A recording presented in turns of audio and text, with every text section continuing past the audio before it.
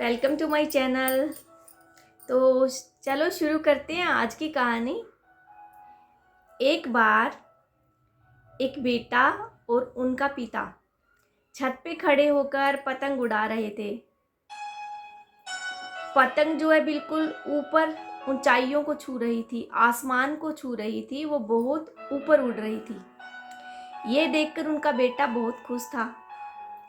तो थोड़ी देर के बाद उस बेटे ने अपने पापा से कहा कि पापा, मुझे लगता है कि ये पतंग जो इस डोर से बंधी है, ये डोर है जो इसको और भी ज़्यादा ऊंचाई पे जाने से रोक रही है।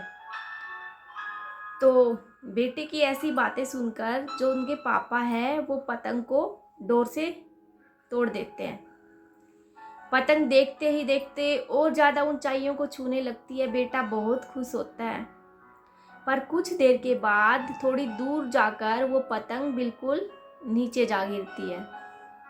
ये देखकर बेटा परेशान हो जाता है। तो उनके पिताजी कहते हैं कि बेटा, यही हमारा जीवन है।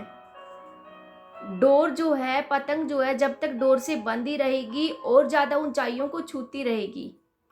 आपको लग रहा था कि डोर से तोड़ देने के बाद पतंग और ज़्यादा ऊंचाइयों को छू लेगी। ये डोर ही इसको रोक रही है ऊपर उड़ने से। ऐसा कुछ नहीं है।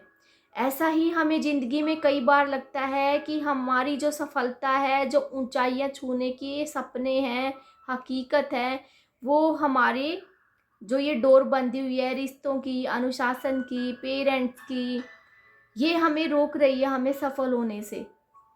और हम उस डोर को तोड़ने की कोशिश करते हैं। उस डोर को तोड़ने के बाद हम कुछ ज़्यादा सफल तो होते हैं, लेकिन एकदम से मुंह के बल गिरते हैं। तो ये हमारा भ्रम है। जब तक हम सफल तभी होंगे जब हमारे पीछे हमारे रिश्ते, हमारे पेरेंट्स, अनुशासन, डिसिप्लिन, समाज, इनसे हम बंधे रहेंगे। जैसे ही हम इनसे आज़ाद होने की कोशिश करते हैं तो ये भ्रम है कि हम सफल होंगे। इसलिए दोस्तों, ज़िंदगी में अगर सफल होना है तो ये सारी चीज़ें अपने साथ लेकर चलो। ये हमारी भूल होती है कि हम सोचते हैं इनसे अलग होकर हम और ज़्यादा ऊंचाइयों को छुएंगे। इन सारी चीज़ों को एक साथ लेकर आगे बढ़ो और अपनी ज़िंदगी में खूब तरक्की करो। ये हमारे लिए कहीं ना कहीं टॉनिक होते हैं जो हमें आगे बढ़ने के लिए उत्साहित करते हैं। तो ऐसा ही पतंग ने सोचा था, उस बच्चे ने सोचा था कि पतंग डोर से कट के और ज़्यादा ऊपर जाएगी। वो एक बार गई लेकिन फिर से ज़मीन पर आ गिरी।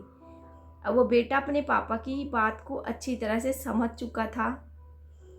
तो इसलिए मेरा आपसे भी अनुरोध है, जो कोई भी ये सोचता है कि हमारे पेरेंट्स, हमारा रिश्तेदार या समाज हमारे रास्ते में अड़चने पैदा कर रहा है, हमारी सोच के अकॉर्डिंग नहीं चल रहा है, हमारे पेरेंट्स की सोच हमसे नहीं मिल रही है, तो वो घर बार छोड़ देते हैं, ऐसा मत कीजिए। इन सब का सहयोग ही आपके और ज़्यादा सफल बनाने में मदद करेगा। तो आई होप आपको ये कहानी ज़रूर पसंद आई होगी। इसी के साथ मैं आपसे विदा लेती हूँ। कल फिर मिलेंगे एक नई कहानी के साथ। तब तक के लिए